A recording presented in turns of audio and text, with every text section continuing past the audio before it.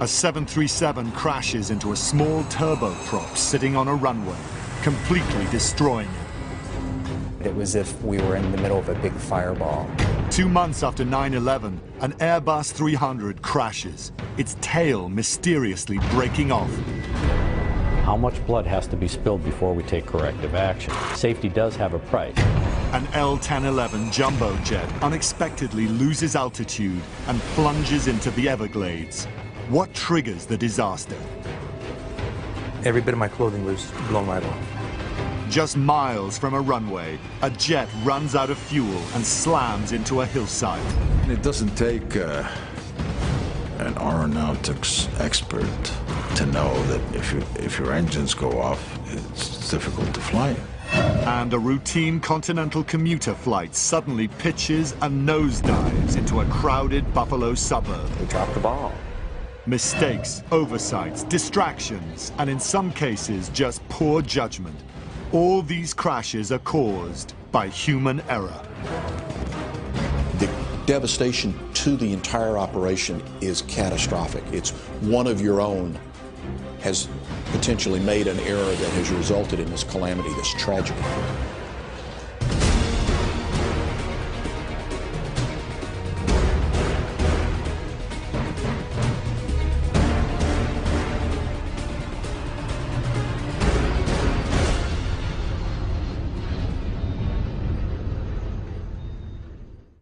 There are many reasons why planes crash.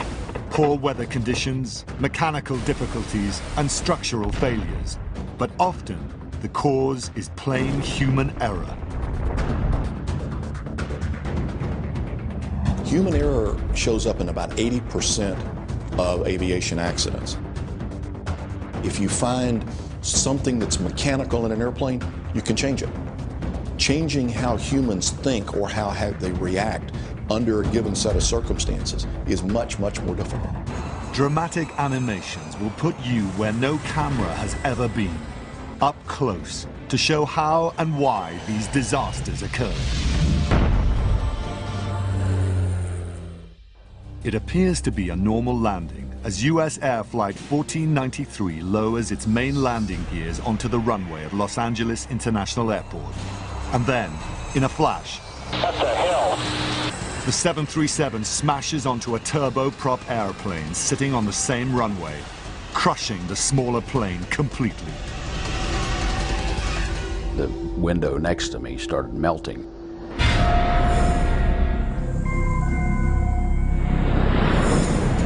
In the early evening of February the 1st, 1991, SkyWest Flight 5569, a turboprop carrying 10 passengers and 2 crew members, taxis towards an intersection of runway 24 left. Intersection departures, with particularly for a turboprop, was a means to make their flight more effective, and they could get off the ground faster. At 6:04 p.m., an air traffic controller clears SkyWest onto the runway, but advises the plane to hold its position. And at that point is where one of the big causes of this accident sequence occur. She does not immediately clear them for takeoff. There's a delay. Every second that goes by, there's a mounting threat. That's because minutes earlier, US Air Flight 1493, a 737 that began its journey in Syracuse, New York, had been cleared to land on that same runway. All they see is the menagerie of lights. It looks, in their mental picture, it looks like a normal landing runway. And as they're flying closer and closer, they still can't discern airplane lights from runway lights. They're all the same color. The Boeing 737's main landing gears touch down. Then, as the nose lowers, the landing lights reveal the turboprop. That's the first time the captain sees the plane. That's a hill. There's an explosion on impact, and the small plane bursts into flames. But the 737 can't stop. At 70 miles per hour, it skids and finally crashes into an abandoned fire station. The floor was heaving, and the smoke burst right in front of my jump seat. It was as if we were in the middle of a big fireball. Every passenger window was illuminated orange. But I can see every passenger, that can possibly have a view of me staring at me, looking for an answer. Flight attendants begin shouting orders to evacuate, but because of the raging fire, none of the left exit doors can be used. The front right exit door is damaged and won't stay open. Only a few are able to escape from there. We jumped off the aircraft. I pushed the first person off the aircraft because I figure it's either you break your leg or you will not see your legs. The right wing exit becomes blocked, leaving only one more exit for passengers to escape, the right rear exit. 67 of the 89 passengers and crew make it out alive. But not everyone makes it through the exit doors. We took a position on the nose of the airplane, and we happened to see that the co-pilot of the plane was trying to get out of the window. I took the ladder, small 12-foot ladder, and put it up to the nose of the airplane. And I was able to take a few steps up and help the co-pilot out, pull him out, and cradle him like a baby, bring him down, and then walk him with another fireman to safety. The captain and the senior flight attendant are among the victims. I remember feeling just a lot of sorrow that 2 of my crew members died, that so many passengers died. With the focus on the 737, few are aware that there's a crushed turboprop underneath it. The small plane is twisted and mangled beyond recognition. There are no survivors. I did not know that we hit another aircraft until we were in the terminal, and they were doing triage on us. And I asked about the crew, and they said, "Which crew?" Coming up, try to work out exactly what happened.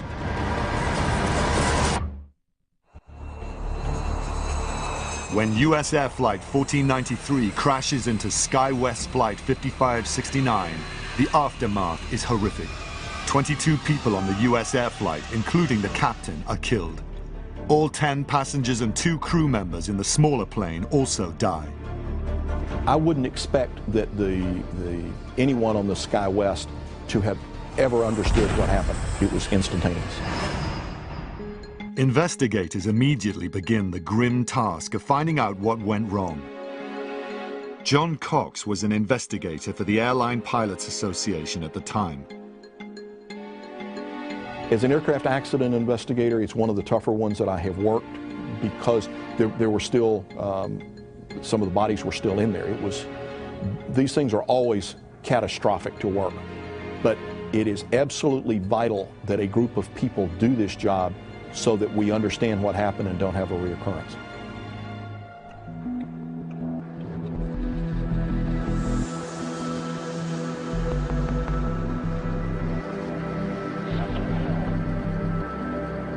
Air traffic controllers, as a matter of routine, multitask. 929, take Victor, right turn 31 right and hold short of whiskey. They're issuing landing clearances, takeoff clearances, so the multitasking on that evening would not have been unusual. It is very unusual for a controller not to remember that they have an airplane in position on a runway.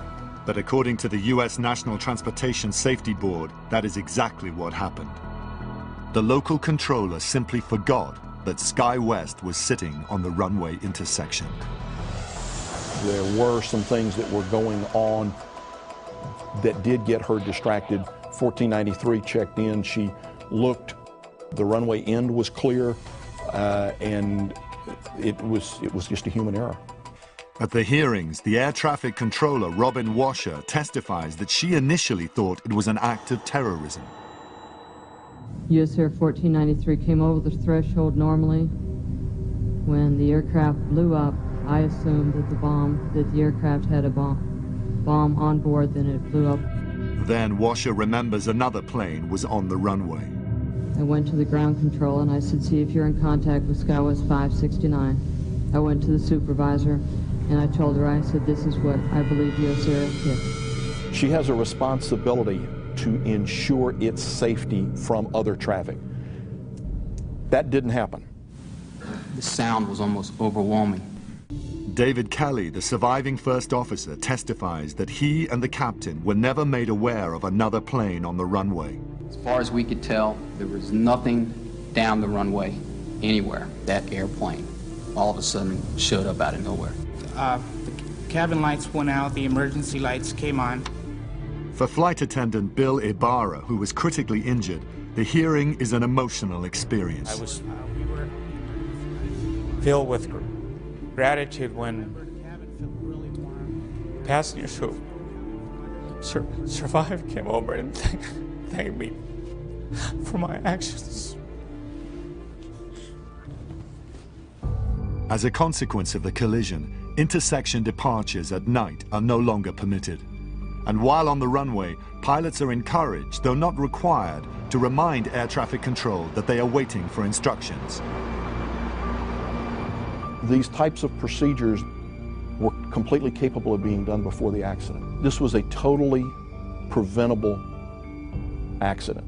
And nearly 2 decades later, another crash caused by human error. Continental Connection Flight 3407 nears Buffalo Airport for landing. The turboprop suddenly pitches up, stalls, and goes into a series of terrifying rolls. The pilot fights to gain control, but the plane plummets 1,600 feet into a house.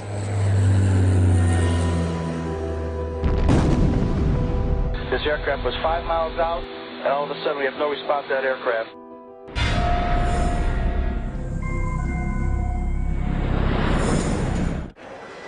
February 2009, winter storms delay Flight 3407 for 2 hours at Newark International Airport in New Jersey. Once they depart, the flight takes only an hour to Buffalo. But 3 miles from the runway, the captain runs into problems. The speed was a little higher than he anticipated, and he made an adjustment. And what he did was he reduced the power, and they also extended the landing gear, which adds a lot of drag, and the speed decreased fairly rapidly to the point that a warning device in the airplane activated. The warning system seems to take the captain by surprise, but it should be a fairly simple correction to get the plane's speed back up. Instead of letting the airplane's nose drop to build up that airspeed, he gave it full power and lifted the nose up. He should have done the exact opposite thing. Planes generally fly at a slight nose-up angle. This makes air move faster over the top of the wing than the bottom. This creates the important difference in pressure needed for lift, which allows planes to fly. But with too much pitch, the air pushes against the wing, not flowing across it, causing the plane to stall. And when it stalled, the airplane became unstable. It rolled off to one side, then another. He continued to have the nose up. The plane's stall protection system tries to take over by lowering the nose to gain airspeed. But the captain repeatedly pulls the nose back up, essentially putting the plane back into a stall. After 3 stalls, recovery is impossible. The plane crashes into the town of Clarence Center, 5 miles northeast of the Buffalo Airport. Everyone on board is killed, as well as 1 man on the ground. One of the victims is the daughter of former Continental pilot Mike Loftus. Mallow was going up to a reunion game. Basically, it was a alumni game at Buffalo State College for the women's program. I think I turned the TV on that night to watch it for a brief moment, and that was when I had all those flames, and I turned the TV off. When Continental Connection Flight 3407, operated by Colgan Air, crashes into a Buffalo suburb on a wintry February night in 2009, there are no survivors. The tragedy raises many questions. The airspeed decreased, and after further pitch and roll excursions, the airplane pitched down and entered a steep descent from which it did not recover.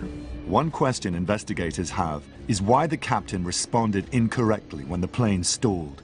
According to the United States Safety Board, part of the problem may have been the pilot's basic skills.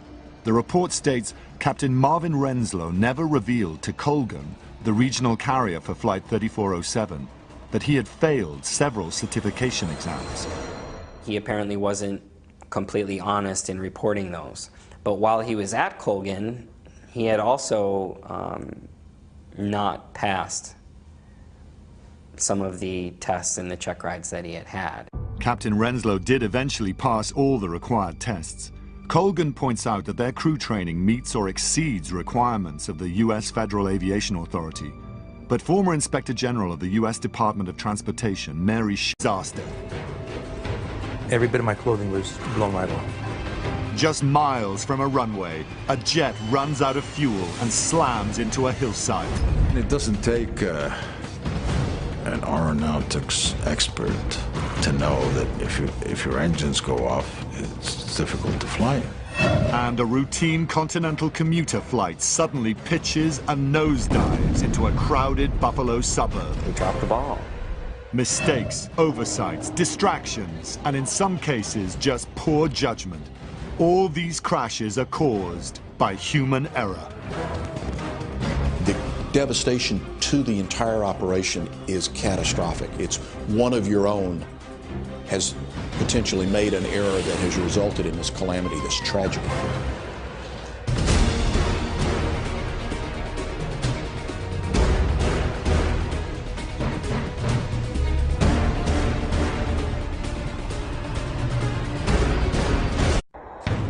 A 737 crashes into a small turboprop sitting on a runway, completely destroying it. It was as if we were in the middle of a big fireball. 2 months after 9/11, an Airbus 300 crashes, its tail mysteriously breaking off. How much blood has to be spilled before we take corrective action? Safety does have a price. An L-1011 jumbo jet unexpectedly loses altitude and plunges into the Everglades. What triggers the disaster? Changing how humans think or how they react under a given set of circumstances is much, much more difficult. Dramatic animations will put you where no camera has ever been, up close, to show how and why these disasters occur. It appears to be a normal landing as U.S. Air Flight 1493 lowers its main landing gears onto the runway at Los-Angeles-International Airport. And then, in a flash,